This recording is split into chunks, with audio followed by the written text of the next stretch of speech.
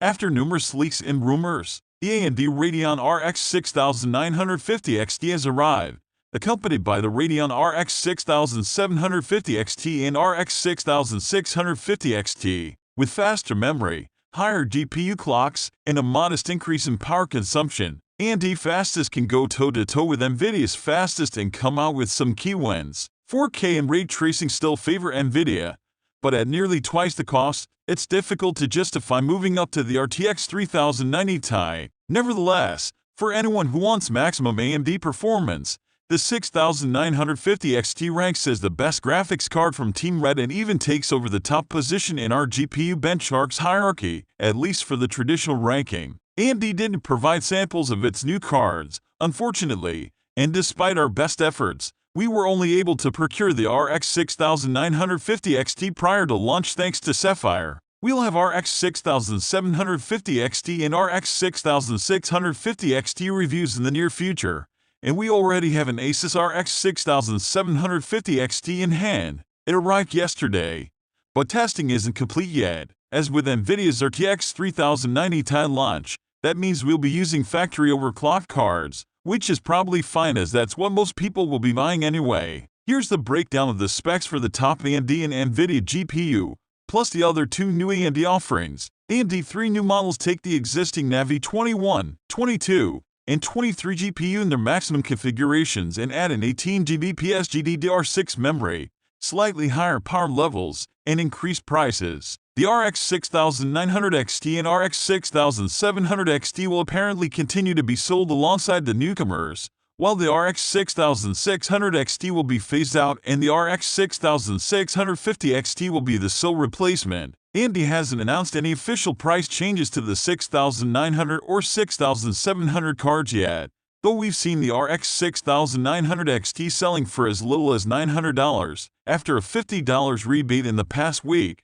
It will be interesting to see how retail pricing changes over the coming months, as many graphics card manufacturers still seem to be caught in 2021 thinking. AMD initially gave a target price of $1,299 for the 6950 XT but dropped it to $1,099 a few days later, probably due to feedback from the press it briefed. NVIDIA's stratospheric pricing on the 3090 Ti might make AMD prices look at least somewhat reasonable, but practically speaking, the 6950 would have likely been a $700, $800 card in the pre-pandemic days. Sapphire 6950 XT Nitro Plus Pure tacks on another $150 to the reference pricing but also increases the boost clock by about 5% and adds in plenty of bling for good measure. On paper, the reference 6950 XT has 12.5% more memory bandwidth than the reference 6900 XT.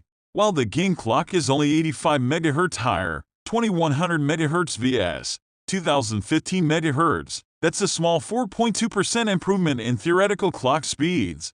But as we'll see later, the factory overclocked Sapphire card tends to clock much higher than the listed game clock and even the boost clock. The higher power limit also comes into play, and while Sapphire didn't specify an official TBP, typical board power and only gave TGP, total graphics power, which only measures the power consumed by the main GPU chip. All told, we'd expect performance to be about 10% than the 6900 XT. As we'll see in a moment, that's often the case, but there are occasions where the 6950 XT delivers much higher performance. The Sapphire Radeon RX 6950 XT Nitro Plus Pure looks impressive and, at least in my view, quite lovely. Sure, it's big and somewhat boxy, but it's great to see a massive card like this actually getting a triple-slot I/O bracket that provides extra support, though there's also an additional support bar for good measure. The 322x131x71 dimensions might not be strictly necessary, as we've seen much higher power draws from cards that aren't quite this large,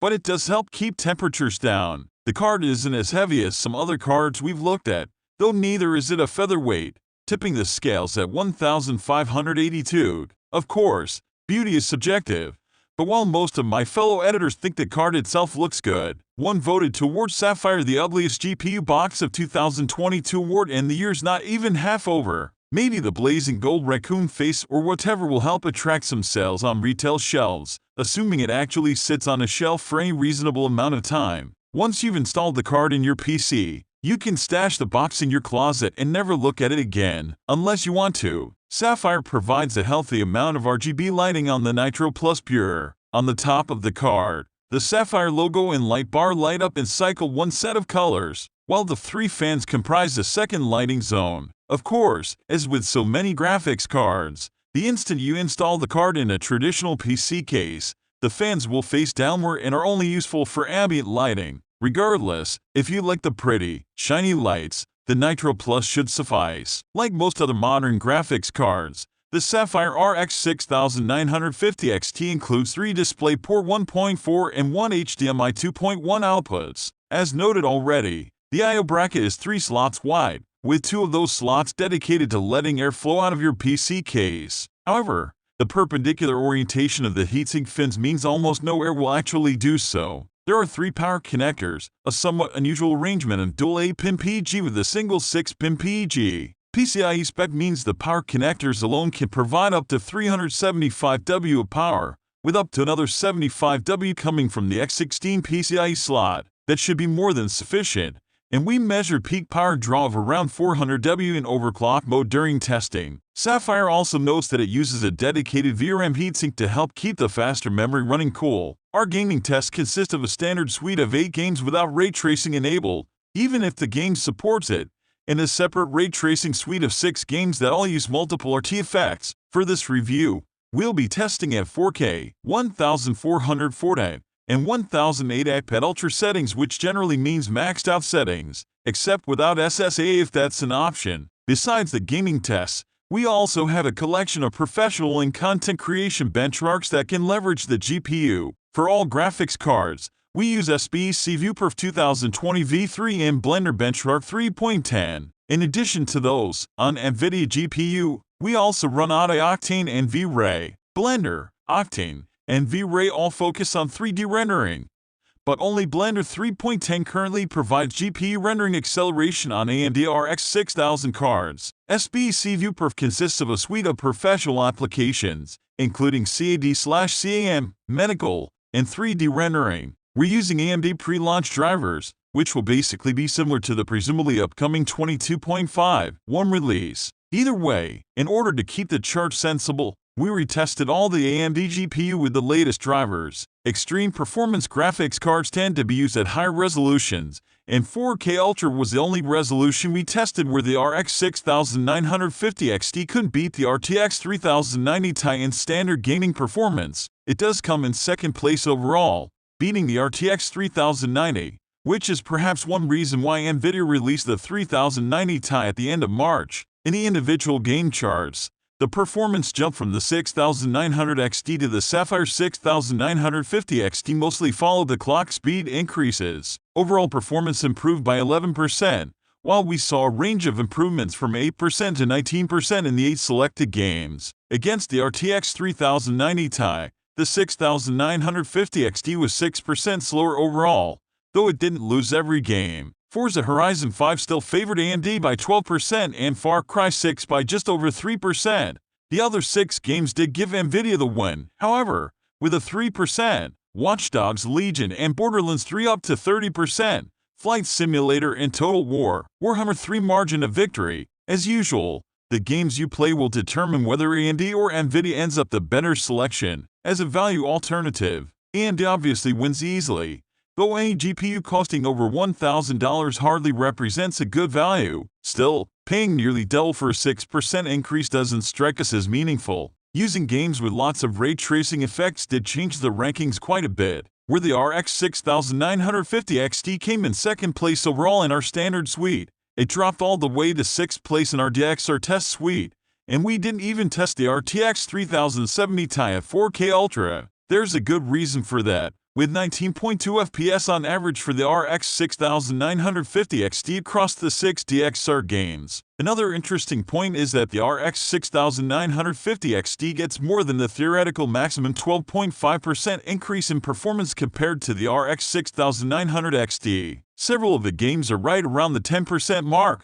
but Metro Exodus Enhanced Edition and Minecraft both showed 18%. 19% higher performance from the new card. Some of that is thanks to the faster memory, but the combination of higher boost clocks and power limits appears to do the rest. The RX 6900 XT reference card can definitely hit power limits at stock when running certain ray tracing games. This is where FSR would be beneficial for AMD.